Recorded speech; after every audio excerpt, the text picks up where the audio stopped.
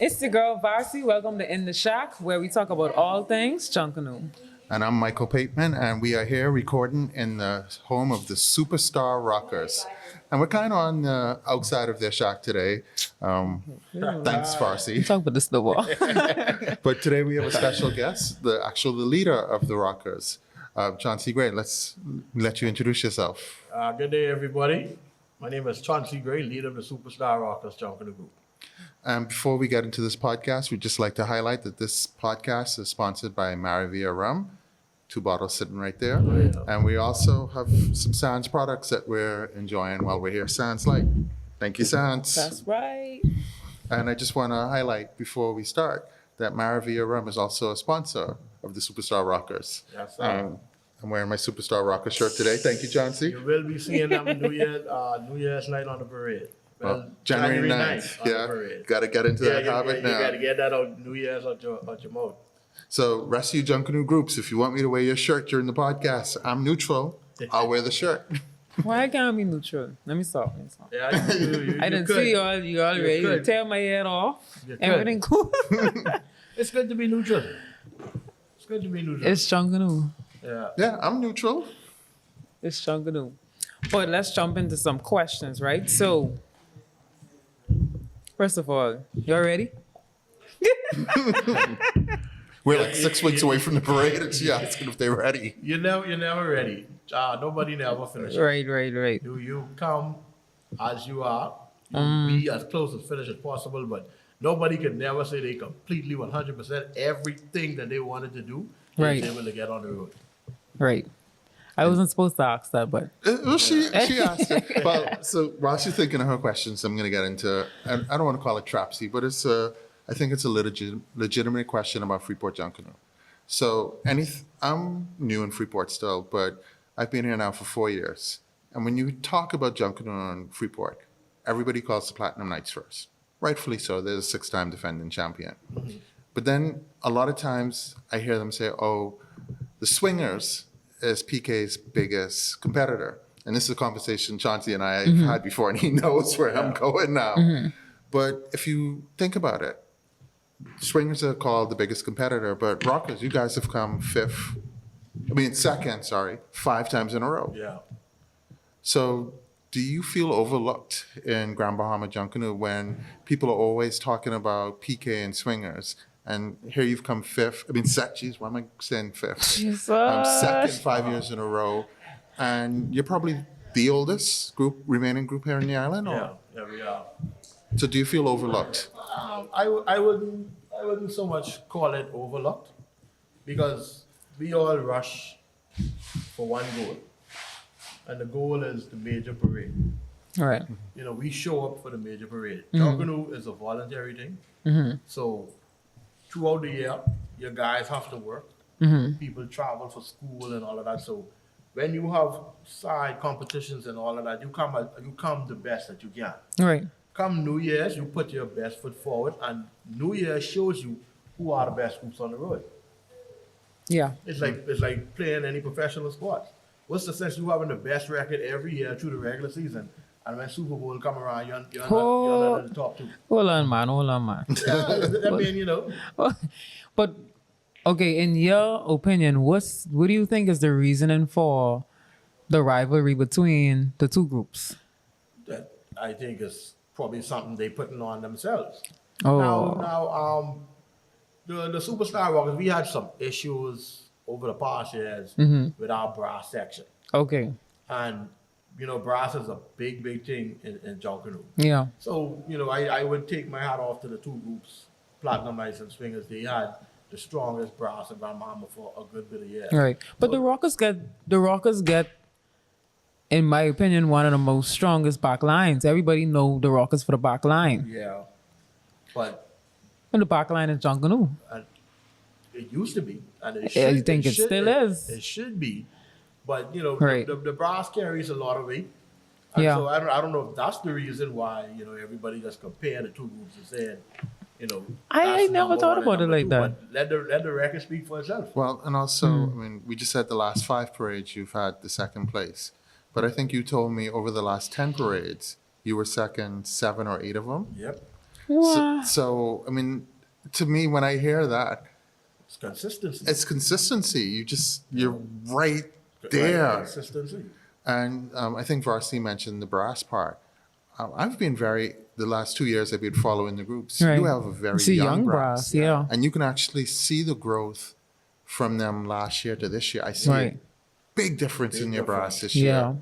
And I think it will serve you guys really well on the parade. Yeah, But they're young. it's a lot of hard work, and we tend to go with the young. The younger guys they have more fun together. Okay. It's a stronger core, Okay. and right now to penetrate that and disrupt that core, it's almost impossible. It's they in fact some of them work together, they Right. hang out together. Some of them go to school together. Yeah. They're that young. Yeah, they young. do. Yeah. Yeah. Right. I remember last year when I was doing some behind the scenes recording and the brass were actually in the shack. I couldn't keep up with them. They were having so much fun, Yeah. showing me what they were doing. And this is just another gentle plug for the behind the scenes documentary we're working on Mask and Yes. Junkanoo. It's a behind the scenes look of Junkanoo here in Grand Bahama. And it, of course, it includes the Superstar Rockers. Okay. But yeah, it's just, I remember I'll pause.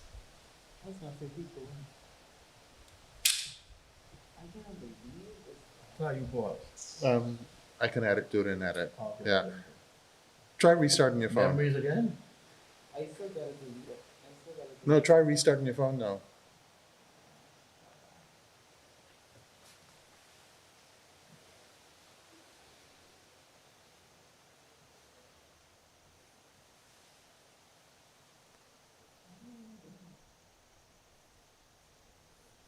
See, I deleted. You want to be inside the shop? Like, you can't get inside there. Maybe closer to the parade, the Rockers Nah, will be gracious enough to let you in the shop. Eventually. She'll make it. She'll make it. I'll be all right. I'll be all right. But this is what I want to know. So the Rockers has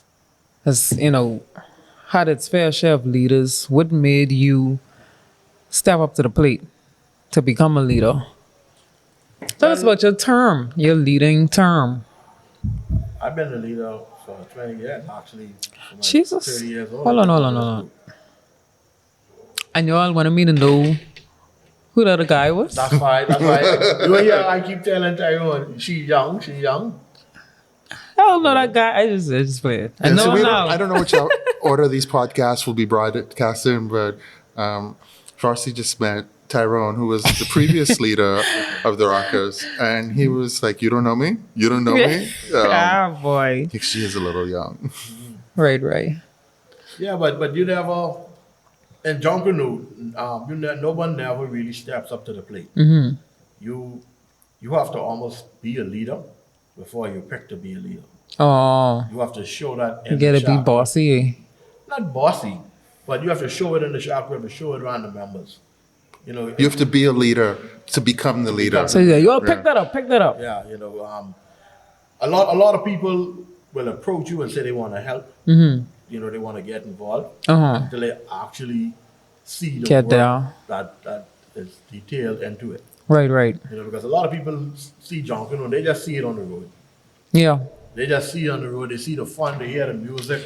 They see the crowd participation. But when they realize that, hey, to be at a typical point in a Junkanoo group, you almost have to do this year round. But- A lot of people back away from it. I feel like that's our fault as a Junkanoo community for not being as open and expressive about. Because I don't even think a lot of Junkanooers even know still that most groups been in the shack, from a long time. Some people only just know the shack open, Yeah. September, October, November, things like that.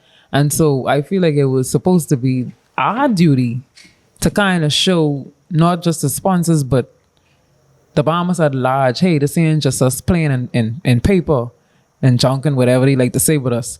So I feel like it is up to us to kind of bring that structure to Junkanoo. Well, the thing with that, the outsiders might feel like, there's a couple months, 2-3 months that they put together. Right. But the people that's in the shacks, Right. We never actually leave the shop. After the parade, Yeah. the next day we will be here. Right. We won't be here pacing or decorating, but you're gonna come here. Everybody's gonna come here and meet, and you go home early. But the shops are not like a hangout spot. Right. Right. They're home away from home. Yeah. Yeah. But see, that reminds me, and I think I talked about it on a previous episode of this podcast. I think it was after the 2023 New Year's Parade in Nassau. I'm good friends with Angelique McKay, who's in the Genesis. Also, she's the leader of the Junkanoo Commandos. She was on Guardian Radio. And a text message came in, because they do a lot of texts and not just calls, where somebody was complaining they paid $70, I think, for their tickets in Rawson Square. And this was the first parade. This was the first set of parades since COVID. So it may not have been, I can't remember the year. But still, the person was complaining like, oh, the groups, you guys had 2 years to get ready for Junkanoo. It should have been better. It should have been bigger. And her response was just like, we were locked down just like Also, everybody else. We didn't have 2 years. Also, Junkanoo started later And that year $70 is a because joke. you were released from Yeah. all the lockdowns later. Right. But they were complaining about, they spent $70 Yeah. for Rawson Square tickets, and they were so disappointed. And I was sitting there thinking, $70. Do you know how much one person's costume costs? Yeah. That ain't even a can of contact. You're right. You're right. I mean, a can of contact costs more than the Right. 70. No, I'm not discrediting that fan's experience. Yeah. But I think that fan does not, and a lot of Bahamians do not Probably would understand never. the amount of work Yeah. and the amount of money that is spent on Right. Junkanoo. Yeah. And it's a lot of talented guys.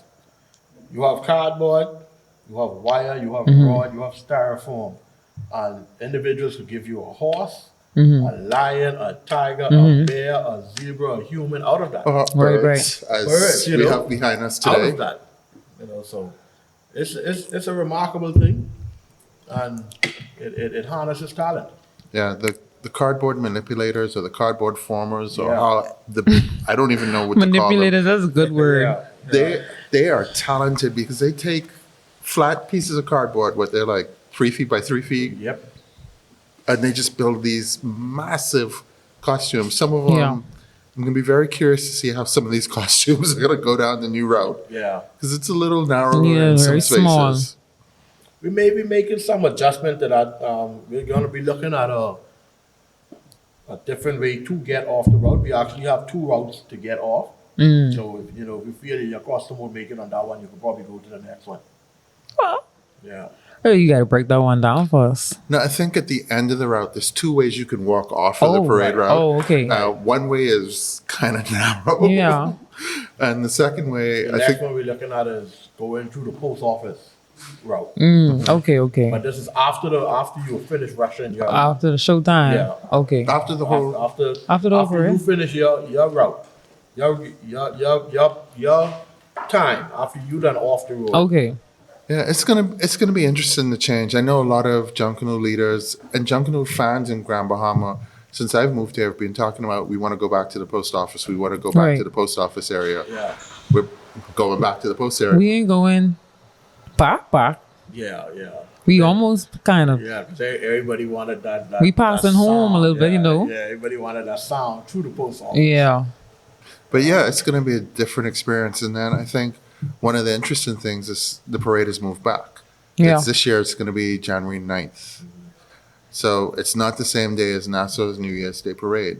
Right. And I'm really looking forward to see how many fans from Nassau Yeah. come. Fans from Yeah, Nassau. I'm not getting into the You getting in Junkanoo it? performers who are going to come and join in. But but I'm then- talking about fans. You- Because since I've been here, I have been an advocate for Grand Bahama Junkanoo. Right. And I told someone last year, Platinum Knights won the parade. And I think they won fairly because even though everyone in Junkanoo says they rob us. And I said, you could put Platinum Knights on Bay Street and they would have competed right. because I thought they looked good. They executed their theme. They sounded good. I thought they would have competed well with Nassau. Of course, Nassauvians who've never seen Grand Bahama Junkanoo Right. argued with me. And I said, remember, I'm from Nassau. I'm a Valley boy. Well, I don't know right now because I'm still not sure who's the Valley Lord. boy. So a different topic for a different. But still, I think it's going to be eye-opening to those fans of Junkanoo who decide to come here for the parade. Right. Like, for example, the Rockers. Once again, it's another group who looks and sound good. They're a little smaller than the Nassau groups, Right. but they still look and sound good. Swingers, well known for their energy, Right. well known for their choreograph. I think it's going to be eye-opening for some of these people. I think too, Freeport needed its own Junkanoo community. I know like the Freeport Junkanoo community has been through a lot. And I know the leaders might look at it in a way where it's like, oh, this might be a disadvantage. But I actually feel like it's a road to ownership. That way we wouldn't be so tied to, our big brother across the water. You know what I mean? I feel like it's an opportunity to take the bull by its horns and be able to show the rest of the Bahamas, what it is we do in Freeport.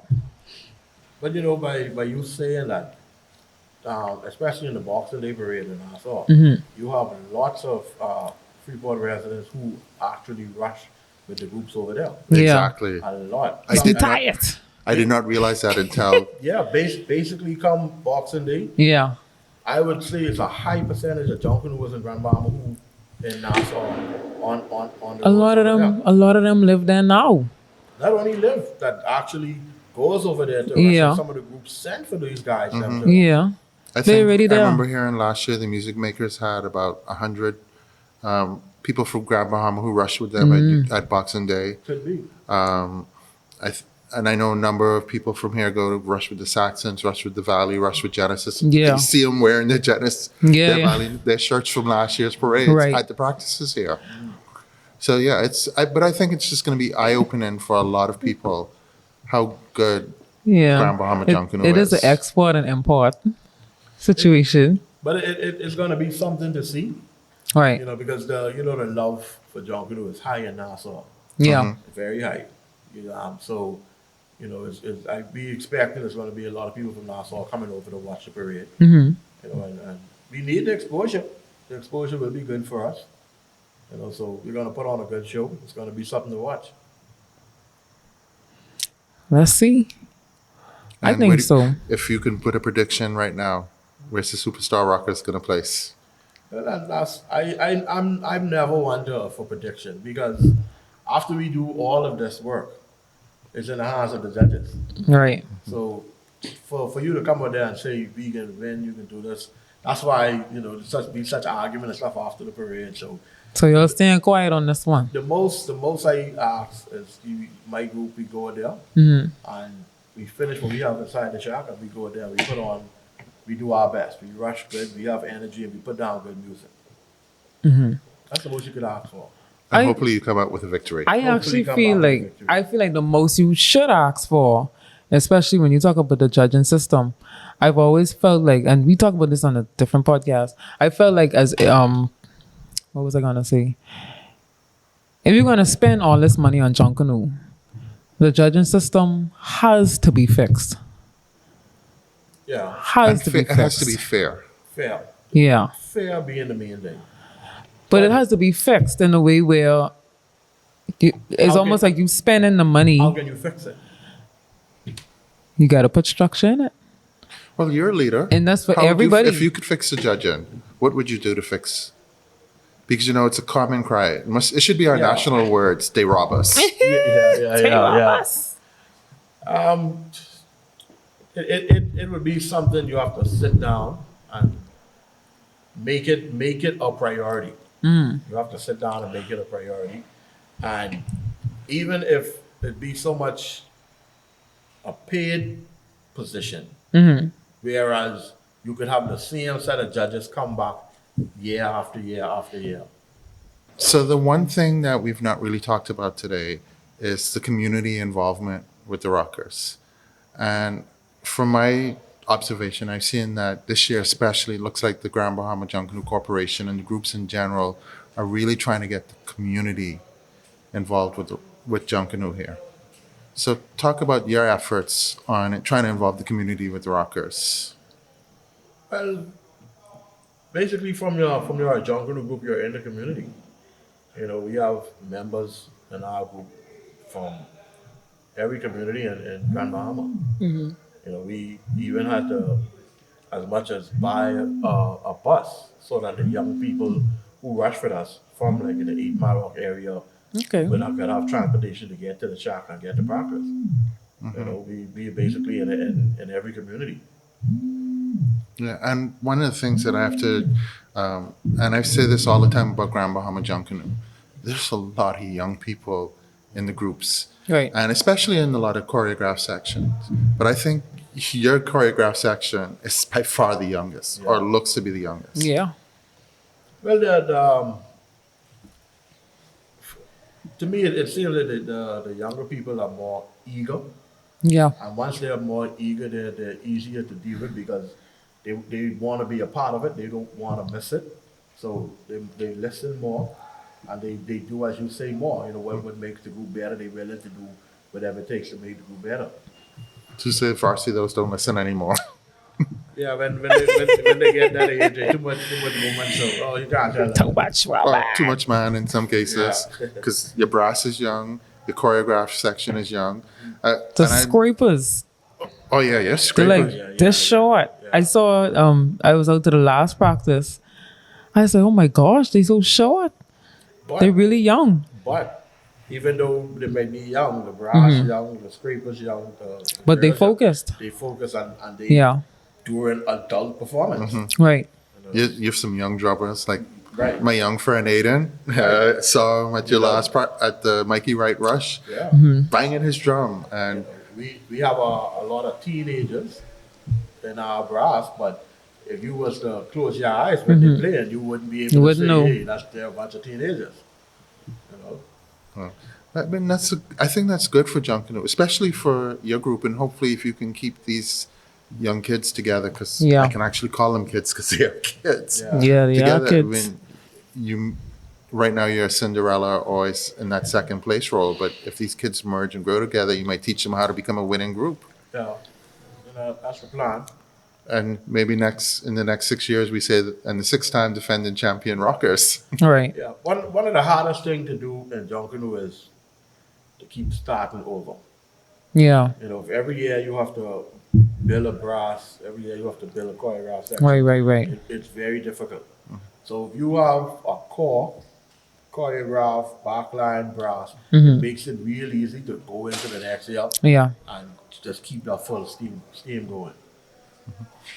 And I think one thing we haven't done tonight is actually talk about you in Junkanoo. So tell us, how did you get started in Junkanoo? Well, I actually, the Superstar Rockers is the only group I ever rushed for. Wow. Yeah, never rushed for no other group in my entire life. Jesus. I got involved, my sister's boyfriend, I was at the age of 10. Mm-hmm. The same guy that Tyrone talked about, Tony Kemp, was my sister's boyfriend father. Oh, Okay. okay. He took me around the shop at the age of 10 and I joined the group and I was here from then. I started out as the Bonner Boy and I did the Bonner Boy for 3 years. I didn't like it. So at why all. you was doing it? Well, I was 10 years old. I was doing what they Oh, told me. yeah, I forget you said doing you was what they told 10. me to do. Right. And back then, the Bonner wasn't on no wheels. The Bonner was just Oh, I had to pick it up boy. and carry it. you had to Yes, pick it I've done on that. each side, and you gotta shake that and dance that. Right. I Dance in the back. Yeah, I've done that. Yeah, I did it for 3 years, and I finally built up the nerve. I didn't tell Tony. I went to Bob and I said, Mr. Davis, I don't want to get up. Oh, Lord. I want to go in the music choir. I don't care about it no Yeah, more. but after 3 years again, the bond I guess I deserve, you know. Right. Go find something, another 10-year-old or so to get up on. Right. I go into the music. So what did you move into? Is that when you moved into Bells, or did you start something else? No, actually, when I left the band, I didn't go straight into music. I actually used to carry costumes. Okay. I always was. That's a rite of passage for young men to Yeah. carry Yeah, I always costumes. used to carry costume. I always was involved in costuming.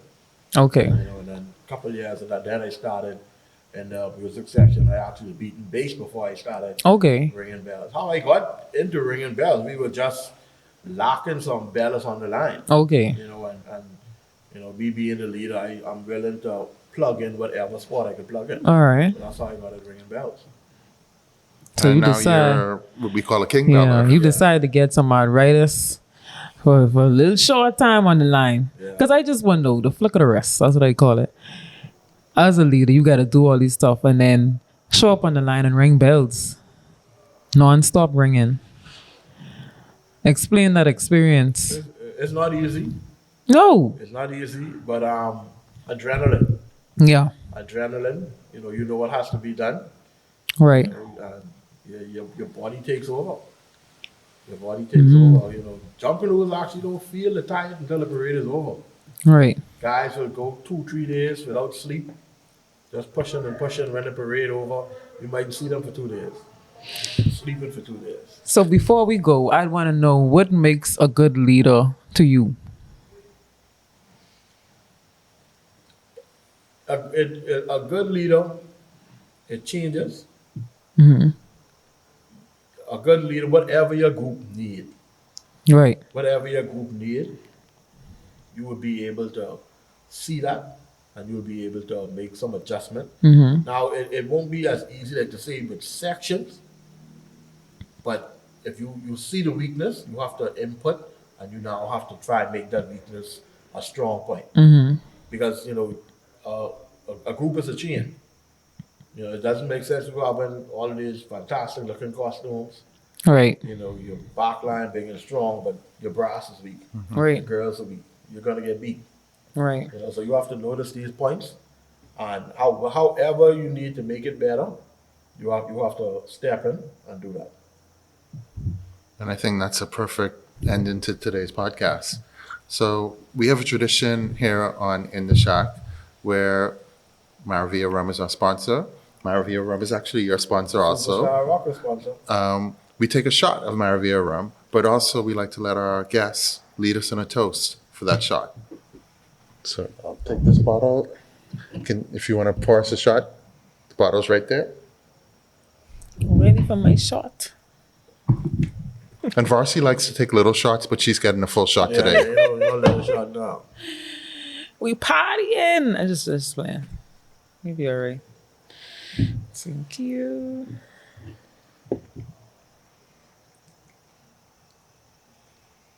And we're also going to leave this bottle here in the shack for you and the Yeah.